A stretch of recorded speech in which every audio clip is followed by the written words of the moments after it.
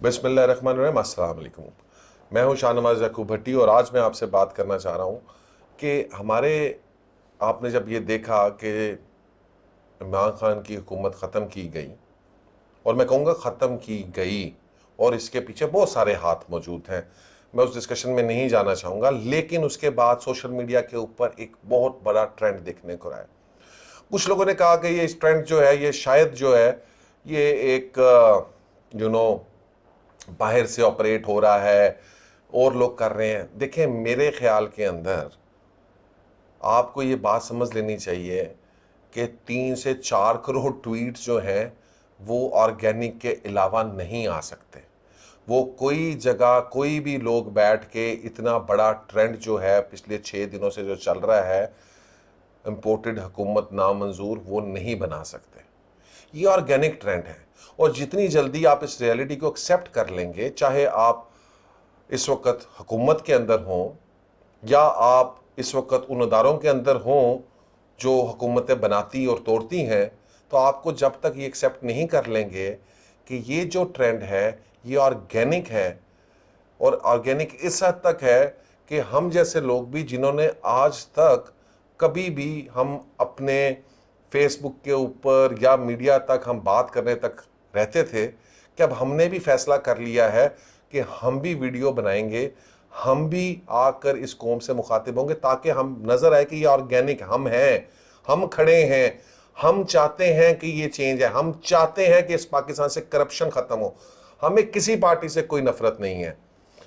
हम करप्ट बंदा, चाहे वो पीटीआई के अंदर है, चाहे वो पीएमएल के अंदर है, चाहे वो पीपीपी के अंदर है, चाहे वो जेयूआईएफ के अंदर है, हमें करप्ट बंदा किसी भी पार्टी में नहीं चाहिए।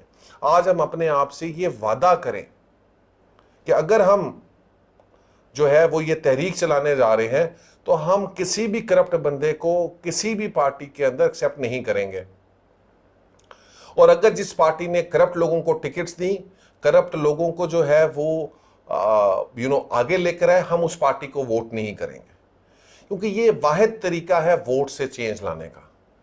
और शायद ये जो हमारे अंदर एक कौम के अंदर एक कौमी गैरत एकदम से जागी है और वो कुछ एक ख़ास तबके के अंदर जागी है, तो बहुत सारे लोग उसको डिनाई करना चाह रहे हैं कि ये नहीं है ऐसा, ये थोड़े से लोग हैं, ये चंद एक लोग हैं, ये और ये ख़त्म हो जाएगा। तो बराए मेहरबानी मैं आपको बताता चलूँ कि ये थोड़े से लोग नहीं हैं और ना ही ये कोई इतने बर्गर हैं, क्योंकि अगर हम लोग आ गए उस चीज़ के ऊपर, मैं एक साबिक फौजी हूँ तो मुझे पता है अपना तहफ़्फ़ुज़ कैसे करना है, अपनी हिफाजत कैसे करनी है। जिस तरह वो बेचारे एक शख्स को मैरियट में मारा गया, ठीक है, तो आप इन लोगों को जो ये बदमाशी करते फिर उनको कहें कि वो 1-on-1 आके मेरे साथ भी मुकाबला कर ले और फिर देख लें कि जनाब उनके साथ क्या होता है। तो ये मेहरबानी करें, हमें जो है ये फैसला अब करना है और इसमें पॉलिटिकल पार्टीज के वर्कर्स को भी शामिल होना पड़ेगा। आपका जिस पार्टी से भी ताल्लुक है, आप पीएमएल से ताल्लुक है, पीपीपी से ताल्लुक है, आपकी वाबस्तगियां होती हैं, मैं मानता हूं इस बात को। आप अपने अंदर चेंज लाएं। शायद आपकी पार्टी में से अगर करप्शन निकल जाए तो मैं शायद पीटीआई छोड़ के, मेरा कोई पीटीआई के साथ मेरा कोई शादी नहीं हुई, मैं कोई निकाह नहीं किया हुआ, मुझे अगर पीटीआई की लीडरशिप अच्छी नहीं लगेगी, करप्ट लगेगी, तो मैं उस पार्टी की तरफ देखूंगा जिसमें ज्यादा बेहतर लीडरशिप होगी। लेकिन अगर आपने अपनी लीडरशिप्स को चेंज नहीं करना और आपने उन्हीं करप्ट लोगों को, करप्ट माफियाज को अपने सामने रखना है और उन्हीं को लेके आगे चलाना है, उन्हीं को लीडर मानना है, तो फिर हम नहीं आएंगे आपके पास। तो पहले तो ये एक बात माने कि ये जो सारी मूवमेंट है ये ऑर्गेनिक है। ये कोई भी बहुत बड़े से बड़े लोग भी, कोई बंदा भी ये इनऑर्गेनिक मूवमेंट नहीं बना सकता था।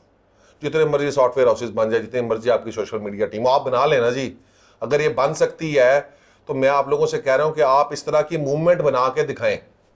आप दिखाएं सोशल मीडिया के ऊपर कि इस तरह की मूवमेंट जो है वो कुछ लोग जो हैं वो अपने मोबाइल से बैठ के बना सकते हैं 20-25 अकाउंट से। तो ऐसा नहीं हो सकता। लिहाजा आप लोगों से गुजारिश ये है कि इसको रियलाइज करें। पाकिस्तान एक बड़े नाजुक दौर से गुजर रहा है। इस वक्त हमारी सोसाइटीज 2 मेजर सेगमेंट्स में डिवाइड हो रही है और इसको रोकने का काम हम ही कर सकते हैं, हमारे लीडरान कर सकते हैं, हमारे इदारे कर सकते हैं। और अगर वो इसको सेंस नहीं करेंगे और वो अगर इसको रोकेंगे नहीं तो ये चीज़ें जो हैं ये बड़े ख़तरनाक जगहों पे जा सकती है, तसादम भी इख्तियार कर सकती है, क्योंकि नफ़रत बहुत ज़्यादा है। मैंने अपनी सोसाइटी के अंदर कभी भी इतनी नफ़रत नहीं देखी।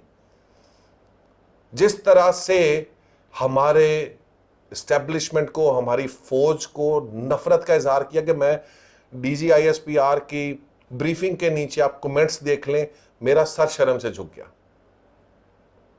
शाहीन 3 बैलिस्टिक मिसाइल के तजर्बे के कुछ वीडियोस आई, उसके नीचे हमारी कौम के सोसाइटी देखें, लोगों ने गलत ट्रेंड किया, लोगों ने गलत, लेकिन उनको एक्सपेक्टेशन और उनकी चीज़ें ऐसी थी कि वो ये चाहते थे कि शायद ये जो, क्योंकि वो इस अदारे को, इस फौज को वो समझते हैं कि ये शायद हमारा सेवियर है, ये हमारा प्रोटेक्टर है, तो उनका एक गिला था, उन्होंने वहां पे वो किया।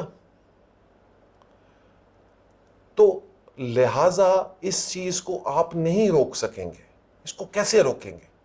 लोग नहीं रुक सकते ना। आप इन करोड़ों बंदे को गोलियां मार सकते हैं? नहीं मार सकते। क्या करेंगे फिर? अगर आप इनको अभी वक्ती तौर पे चुप करा भी लेंगे, आप इनके ऊपर कोई बंद भी कर देंगे, चीजें कर देंगे, तो आप खुद एक डेमोक्रेटिक पार्टी से आए हैं। आप लोगों को जब 2.5 साल के लिए निकाल दिया गया तो क्या दोबारा नहीं आप वापिस आए? क्या जब मुशर्रफ गवर्नमेंट को निकाल दिया गया तो 10 साल के बाद, 11 साल के बाद PML दोबारा नहीं आ गई? तो क्या इस बात को आप मानते हैं कि इस तरह की जो पब्लिक मूवमेंट्स हैं या पब्लिक सेंटिमेंट्स हैं, इनको कभी नहीं दबाया जा सकता? और अगर आप इनको आज दबाएंगे तो ये जो है वो वॉल्केनो की तरह, ज्वालामुखी की तरह दोबारा फटेंगे और ज्यादा जोर से फटेंगे। तो आप ये हरकतें मत करें, आप एक्सेप्ट करें, एक नेशनल डिबेट कराएं, नेशनल डिबेट के अंदर नेशनल कंसेंसस कराएं, एक चीज़ों के ऊपर कुछ लाइंस ड्रॉ करें, डिफाइन करें कि भाईजान जो बंदा कन्विक्टेड है, जो बंदा क्रिमिनल है, जो बंदा कोर्ट्स में मतलूब है, वो उस वक्त तक नेशनल असेंबली का politician, MNA, minister, MPA, senator नहीं बन सकता अगर वो सजा याफ्ता है। और अगर वो सजा याफ्ता नहीं है और उसके ऊपर केसेस चल रहे हैं नैप में, चीजों के अंदर, तो वो वहां से अपने आप को क्लियर करे। ये अब आपको करना पड़ेगा। ये अगर अब आप नहीं करेंगे तो फिर ये मुल्क नहीं चलेगा,